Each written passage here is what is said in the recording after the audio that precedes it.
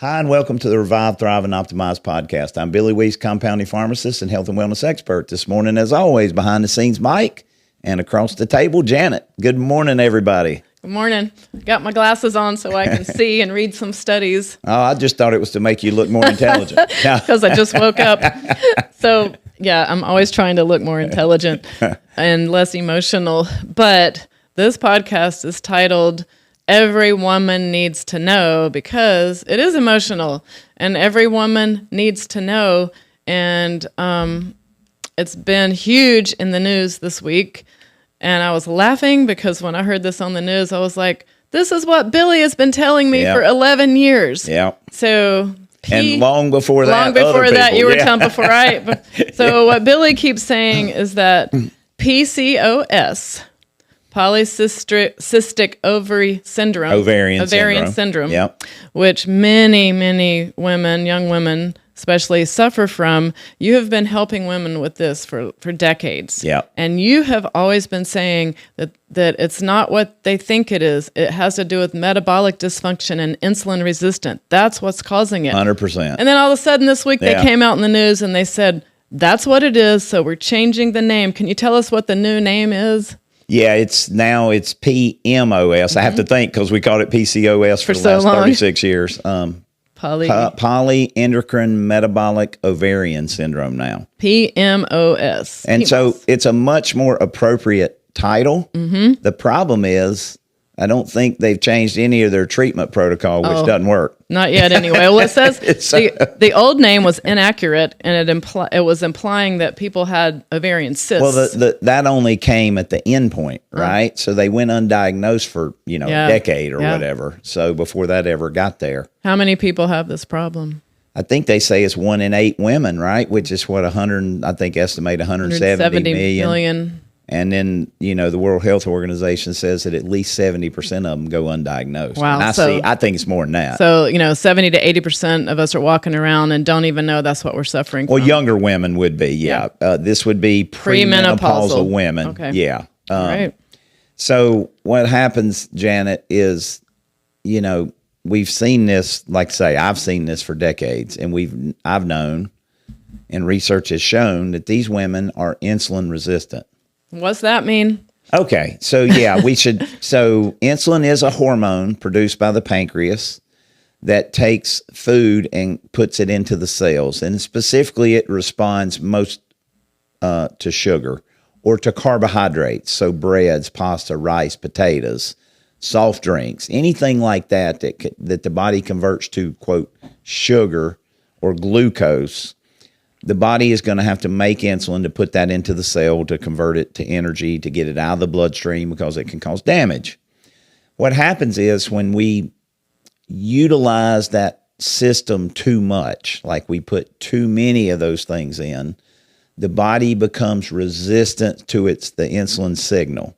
So when insulin is made, to get the cells to open to respond, it takes more and more insulin. And hence, we are considered, quote, insulin resistant at that point. Now, just like we talked last week about leaky gut, there's no specific diagnosis code that I'm aware of that says, hey, this person's insulin resistant. So because there's no diagnosis code, they don't even check your fasting insulin lab in most cases. Not even in full-blown diabetics do they check their fasting insulin. No, not 99% of the time, unfortunately. I spoke to a woman yesterday, and now she looks lean and fit and young and very healthy. And she's like, hey, will you look at my blood labs? And she already has her glucose is way too high, and it already says pre-diabetic, and she had no idea. Well, and remember, Janet, if we're only looking at glucose or we're only looking at A1C, it's a snapshot. You're missing it by 10 to 15 years to actual diabetes. Yeah. So she may still be lean and thin now because her body's able to overcome it, but as that resistance becomes more and more, she'll have to make more and more insulin, which is the hormone. Right. That tells our bodies to store and make more fat. So you'll find most of these PMOS women, now we'll call them, are overweight. And that is not 100%, but most, because some of them it hadn't got that far yet, like you just described. But what happens is insulin is now chronically high, and it tells the body store fat, store fat, store fat, store fat. Now, what happens to that is that creates havoc in the body, right? Now they're inflamed. Now they hurt. Now they have irregular periods. Now their gut lining is messed up. I mean, so we have this, but one of the things that we keep seeing is they'll tell these women that they have androgen excess. Yes. Tell us what androgen excess is. They have too much testosterone, too much DHEA, what it is. And it's not right. It's unfortunately not right. What happens is, and we've known this if you look at the research, high insulin, chronically high insulin drives down another substance hormone in the body called sex binding globulin. Yeah, SBGH, sex globulin binding hormone. Sex hormone binding globulin. Yeah, okay, SHG. Anyway, that particular hormone is responsible for, we'll call it regulating how much testosterone is, quote, free or available to be used. So what happens is these women with this high insulin, this PMOS, they have the high insulin levels, and that drives down their sex hormone binding globulin, which raises their free DHEA and free testosterone. And so maybe they have facial hair and stuff, and they'll say, well, we need to suppress your testosterone or acne. What you need to do is fix the insulin resistance. The sex hormone binding globulin will come back into its balance, and all that will go away. Because that's the underlying cause. All their symptoms of irregular, painful, heavy periods will go away if we fix the insulin resistance. There's two major things going on in these women. Number one, insulin resistance for sure. Okay, the insulin is chronically high and nobody measures it. Number two, they have a bioidentical progesterone deficiency. Oh, okay. They are not making enough progesterone. And that is due to a lot of environmental factors. The overweight, the excess fat can create more of those issues because it creates an imbalance of estradiol and progesterone. And so their progesterone levels, I'm telling you. Or they're on birth control pills. Or even worse. That makes it even worse. Yeah. So 99% of the time, the treatment is going to be, Janet, you just nailed it. They have irregular periods, so they give them birth control, and they know they're overweight. They don't call them insulin resistance. They just see it, and they say, take metformin. Oh, okay. Now, here's the problem. Then they'll say, well, you have androgen excess, so we'll give you spironolactone to try to tame that down. I used to take that. And none of it fixes the problem. And so we run into this thing where it's a chronic condition, right? And it should not be, because it's not hard. I have helped so many young women overcome PCOS, PMOS now. It's really not that difficult. Now, they're going to have to make some effort. I was going to say, what's difficult with younger women is that they've spent their whole life, and if when I was a young woman, if I decided I needed to lose 10 pounds, give me 2 days, I could lose 10 pounds. But as you get older, as your hormones change, reversing anything going on in your body gets harder and harder and harder. You can't just turn it around on a dime. I asked this lady who showed me her blood work yesterday, what do you like to eat? Are you eating a lot of carbs? And she says, grapes. I eat grapes all day long. Number one food in the studies to raise blood sugar is grapes. Right. And so just, she thinks she's eating healthy. She's eating something all natural. And that's what's causing her insulin resistance. Well, it's not helping it. That's for sure. And of course, when we're young, we have the energy to go out at night and listen to live music and hang out with our friends, and everybody wants to drink alcohol and eat pizza. Yeah. And that's hard to say no to. Well, I get it, Janet, but when your body is suffering, okay, and I see these women and they don't have periods, or they're having these really painful, irregular periods, or they're bleeding all the time. Or they can't get pregnant. And now they're anemic. I see it. Yeah. And so they have two simple underlying conditions: insulin resistance, low progesterone. So we get them on a plan of the right supplements. We get them hopefully walking or doing some type of movement every day. And we get them bioidentical progesterone. Guess what happens? It reverses They it. get better They get better. every time. Their periods normalize. They're not painful. They start to burn the fat off. Their symptoms of androgen excess go away because now when the insulin drops, the sex hormone binding globulin comes back up, and their testosterone was never too high. Their DHEA was never too high. How long does it take them to reverse this, though, typically? I mean, if they will really jump in and do the program that I put them on, 3 months. Yeah, max. that's great. I have a great They'll story. feel better before that. I have a great story. I was invited to a party last weekend, and it was a surprise engagement party. And these young people are pretty much all in their 20s and 30s. And I was like, oh, I don't want to go hang out with all these young people, and they're going to be drunk and rowdy. And, that was just my attitude. And I was kind of like, whatever. Anyway, I got there, and all these 20 and 30-year-olds, most of them I had never met, they don't drink alcohol. No. They wanted to know, like, where's the water? We don't drink alcohol. And what they do is they go to a different club every night of the week where they line dance. So at this party, not only were they not drinking alcohol, but they were line dancing the entire 3 or 4 hours, nonstop dancing, moving, and drinking water. And it just gave me so much hope. Yeah. Well, Janet, you say that, and I just heard, I don't know the statistics, but I know that alcohol use in young adults is lower than it's ever been. That's amazing. Marijuana use in young adults is lower than it's ever been. I would have thought the opposite. Nope. I mean, these things are literally in these studies, alcohol use, marijuana use, and even amphetamine use. I don't remember if they mentioned cigarettes, but amphetamine use was down across a broad range of categories. That's amazing. In young people. And they were even talking about like junior high or whatever they call it now, middle school and high school gives age, me hope. That's up awesome. through these 20s and 30s.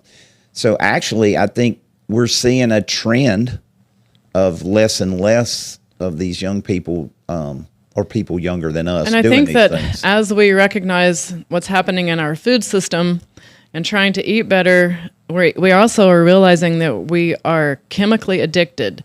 Yeah. So just making that switch to having a better, healthier lifestyle around your food, you have to get unaddicted. Well, if you think about this typical patient we're talking about, these young women, their diet is probably not optimal at best, or they would not have the insulin resistance. They would not have the issue that they have. They just But need the education. again, some of it can be nutritional deficiency and not so much just what they're eating, but their body just can't utilize it because they don't have the right vitamins and minerals. Or which the again, enzymes. the foundational four, right? Digestive the enzymes, enzymes, the probiotics, the multi, the mag. Yeah. This is the first step to helping them, number one, feel better. Because once they start the foundational four, they're going to feel better difference, within a week. which then That's going to will make them want to do the next step. That's a great point. So if I can get them great just point. foundational four, yeah. and then if I can convince them to get a provider to give them the bioidentical progesterone, we're going to change their life, and we're going to change their life quickly. Yes. That's awesome. Yes. I just thought that was so great because when this came out in the news, I woke up, it's just been like 3 days ago, and it's all over social media that PCOS is not what we thought it was. No. Then I got in the car and I was driving an hour to Charlotte to teach yoga, and it was all over the news as well. So this is something that is really big. This whole diagnosis has changed. Well, Janet, we need to maybe review because a couple of things, because I think what you said about the birth control is really troubling to me.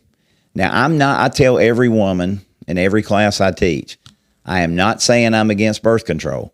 Birth control works great for birth control. That's why it's called birth control. It's not called PCOS or PMOS control or irregular period control or excess bleeding control. It's called birth control. And if you want to get on birth control, then you're going to be at the same hormonal level as a menopausal woman who doesn't have any hormones. You will be probably part of the month, right? Yeah. So remember, here's the thing I want to point out. The birth control will help potentially help the symptoms of the irregular bleeding or the heavy bleeding, the painful periods, those things. But you have to understand the cost of that, okay? So I want to explain this in I hope, really simple terms for anybody to understand. Estrogen is a hormone that we'll just call it equals growth. So estrogen equals growth. You know, I like to write this on the board when I'm teaching. Estrogen equals growth. Progesterone equals development. So we need to really remember that, because when we have growth, we need the development. That's what causes the natural cycle and the natural period in a premenopausal What happens woman. without the development part? So without the development part, what happens is we start to increase risk of things like cancers, especially heart disease, blood clots, strokes, Alzheimer's, gallbladder disease, all these things. So bone loss. So what happens with birth control, and I'm not all birth control works this way, but the vast majority of them do today and always have. They are high doses of estrogen or estradiol. Then they are doses of not progesterone. So we got to be specific here, because the drug companies will say it's estrogen and progesterone. But it's not progesterone, it's progestin? Or it's a progesterone only birth control, they'll call it. And it's actually anti-progesterone. It is a progestin. It does the opposite effect on everything except one thing, the endometrial lining. So that's why it regulates the period. The high estradiol will create growth. Then the high progestin levels will create the development. So then the cycle, the body will slough off the uterine lining, and they will have a more, quote, normal period, right? That's not painful. The problem is, in every respect, progestins, what's in birth control, whether it's a combination birth control, or even worse, I think, a progestin only birth control, it will have the opposite effect of bioidentical progesterone in every respect except for that. So what we get is uncontrolled growth. Now, the definition of uncontrolled growth over too much time is cancer. It's cancer. And so I'm not trying to insinuate that birth control pills cause cancer. I'm not trying to insinuate that you shouldn't be on birth control pills. What I am trying to get across is that's not the fix for PCOS or PMOS. Okay. But if you understand or acne, and even worse when they give it to them for acne. Yeah, they're young, really young. Because they, again, have insulin resistance, they have progesterone deficiency, and they have low sex hormone binding globulin, which causes the acne. And then does it make it harder to get pregnant once you go off your birth control pill? Well, there's now a condition called post-birth control syndrome, where these ladies never get their cycles back. So again, I'm not against it, but I want people to understand the risk. A lot of these girls, young women, are in their early teens, are put on this by these doctors, and the mom doesn't know, and the girl doesn't know, and nobody sits down and has this conversation with them. They start it when they're 16. And they start it when they're 16, and then when they're 45, they're still on it. Yeah, or I was going to say, 15 years later, they're trying to get pregnant, and then... Well, and a lot of them will have a baby, and then they go back on birth control pills, and now they're on it. And I will tell you that at a certain age, especially 35 and over, we really start to see the risk for heart disease and strokes and things go up with them. And it does... I mean, it can increase rates of cancer, especially female-related cancers like breast cancers and things. And we know that from the Women's Health Initiative. It wasn't on specifically birth control, but it was on a combination of estrogen and anti-progesterone, right? So we know these things from that. What gets me is that it's very easy to go to your gynecologist and they'll throw birth control pills at anybody. It's very easy to get that. But why can't we get hormones once we're in menopause? Then they look at you like, well, we're not going to give you hormones. Well, it's really a misunderstanding. Or I think they don't learn about hormones in menopause. They learn about hormones when you're premenopausal. Well, I want you to understand, and I learned this from an OB. Okay, so this is not Billy's opinion. This is the way the Okay. OBs are taught. You come in and you're below 35 and you have any kind of menstrual irregularity, you get a birth control pill. That's what you're taught to do. That's the diagnosis code. That's it. You birth control.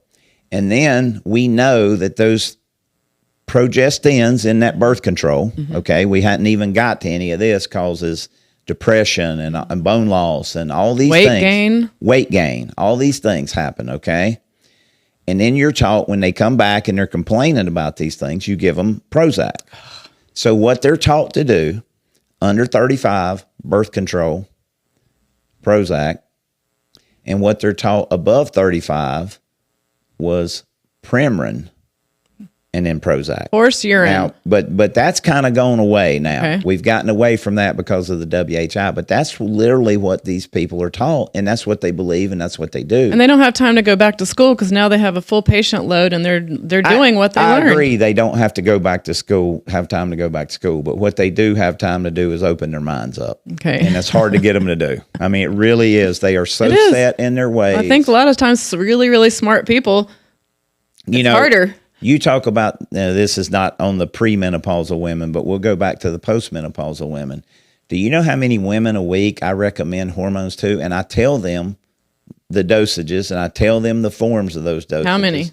And how many and how much. And I say, now, when you go to your doctor, you're going to hear that it can cause heart attacks, strokes, Cancer. blood clots, cancers, Alzheimer's, gallbladder disease. I said, they're talking about completely opposite Not things. what you're talking about. Not even what I'm talking about, but that's what you're going to hear. So I want to make sure that all women understand when you go to the doctor and you say, I want these things, or I have PMOS and I want to treat it this way, you're going to hear the opposite because they I don't. didn't learn that. They learn to give you drugs. They learn to give you birth control and metformin for PMOS or PCOS. They learn to give you birth control and Prozac for postmenopausal. And all that's a Band-Aid. It's still not getting to the source. Yeah, it really isn't. And here's the sad part. The insulin resistance that these young ladies have will stay with them forever if they don't correct it. And what will happen is they will become Type 2 diabetic. They will then... A lot of them probably already are. Now remember, type 2 diabetes increases the risk of death from every single cause by 50%. So these young ladies already, I mean, look, we can call it insulin resistance. We can call it whatever we want. It's essentially type 2 diabetes. Metabolic right? dysfunction, all It's that is metabolic dysfunction. is It's just type 2 diabetes. It just hasn't gotten to the point where the A1C meets the criteria to call you a type 2 diabetic. So you started out by saying, do you know how many women I talk to every single week? And Multiple. and Every week. And I was going to say, do you know how many women I talk to every week that tell me their doctor says, and they're postmenopausal, well, all my blood levels, all my hormones are normal. They're Yeah. perfectly normal. So Well, I'm past menopause and Janet, I don't need to go on hormones. This is a whole, mind blowing. This is a whole different class. Yeah, or, it is. Or podcast, I should say. But look, those levels are, most of them, and the labs will admit to this, are just made up. Yeah. Sick people. They're just made up. Like women's testosterone levels are literally made up. There's no backing. What do they There's no say? It's data. high if it's like 45 or something? Oh, it's less than that for postmenopausal. I think that's menopausal. Premenopausal, I think it goes to, yeah. I don't know exactly, but somewhere in that range. And it's less than that for postmenopausal. So those labs, those numbers mean nothing to me. And they should mean nothing to you or to any woman or man suffering. Well, from people this. send me their blood work all the time and go, what do you think about this? A friend just started getting hormone replacement therapy, and she said, let me send you my labs. Well, they didn't check her estradiol, progesterone, Right. DHEA, or her Right. testosterone, Right. or any of her thyroid. They didn't what even did they check? They didn't even check Yeah. any of those. Yeah. Well, here's the real problem, though, Janet. A lot of times what happens is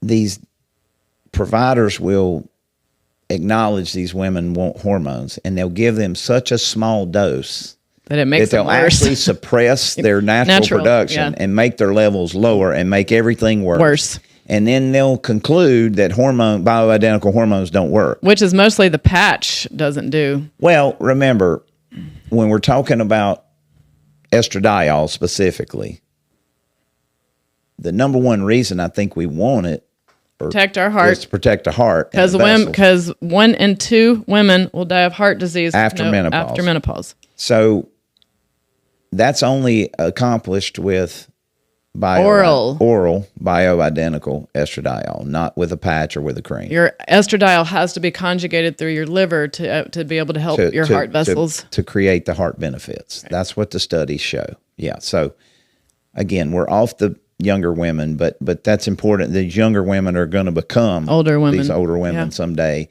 And so just understanding these things and understanding normal levels really mean sick and don't mean a lot. What we want and what I teach everybody is we want optimal levels.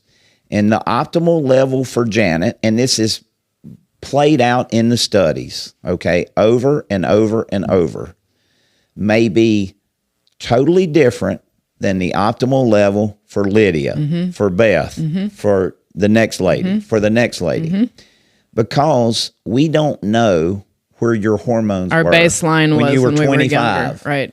Right. Maybe you had extremely high levels of testosterone or estradiol and progesterone, and maybe the next lady had median range or low. And that's where her baseline was and where she felt great versus yours was here. So when we go in postmenopausal and start taking hormones, we're going to feel good wherever our base level was when we were younger. Well, we're going to find what I like to call the sweet spot for everybody. Okay. Yeah. And it's not an exact science for every single person. Right. It can change. But here's what we do know. And this is just from decades of research and doing this. I do know the starting dose for a woman based on her age, where we would want to start every woman on estradiol, on progesterone, on testosterone, on DHEA. Okay. We know those numbers. Then we give it, I like to give it 3 months. Some of them are less patient than that and want to give it a month or two. Then we adjust up or down from there. You need to keep getting your labs done and figure it out. We need to, look, I talk about this all the time. We don't tell a diabetic, we don't put them in a box and say, okay, now if your blood sugar's 500, you only use this much insulin. They just say, the higher your blood sugar, the more insulin you inject or the more pills you take, right? Why do we put hormones in a box and say, oh my gosh, if a woman's testosterone gets over a level of 35 and she's postmenopausal, we got problems. Yeah. When the studies show that 400 and above, 400 I feel great with 400 testosterone and above reduces rates of breast cancer like this. Yeah. So why do we put them in a box? Because we just made up numbers. That's why. So we have to take all these, I think the maybe to tie it all back to this younger age women PMOS and the older age women is that you need to be the CEO and you can't just look at lab numbers and go, oh, well, that's normal. I'm okay. My A1C is okay. I'm not insulin resistant. Well, if you have an A1C or a glucose number without an insulin number, it's like having gas without oil in your car. So what? Right? And is it happening? It seems like girls are starting their period younger and younger. Well, they are. And it seems like women are going into menopause younger They and are. younger. Absolutely. I mean, over my career, there is no question. And there's data that shows that girls are starting their periods earlier and women are going into menopause earlier. And that is environmental factors, I'm afraid. Plastics and things and like we just have so many environmental factors. Yeah. Ooh, this is a good one. Yeah, I hope so. But PCOS, PMOS, what every woman should know, I think is kind of the title of this thing, is that is a totally fixable problem. Metabolic. When you fix the metabolic issues, give the body back the supplements, the vitamins and minerals that it needs, fix the metabolic issues, and get the right hormone, bioidentical, micronized, compounded progesterone, all these things will normalize. Okay. Now, one quick footnote, bioidentical, micronized progesterone in a woman of childbearing age will make them more fertile. Yeah. They need to know that. It's not birth control. Yeah. It's the opposite of birth control. But we use that very hormone to help a lot of ladies become pregnant and stay pregnant. Right. So I just want to make that little disclaimer there. It's totally opposite of birth control when we're using bioidentical progesterone. Not what the drug companies tell us is progesterone. The progestins. Progestins, Okay. correct. That's a good footnote. Yep. So for all you ladies out there who are wanting to know more about hormones, you've got PCOS and can't figure out what changed about that. If you're wanting postmenopausal hormones, bioidentical hormones, get a consultation. I know you're busy. I know you're working with people all over the United States, and you're probably on Zoom meetings all day long, but can we post in the show notes how to get Mike, I'm sure, can put the link to my calendar on there. And I do. My most common consultation is with women and about their hormones. So I do it every week. Okay. Thank you. All right. Thanks Thank for you. all your knowledge. Yep.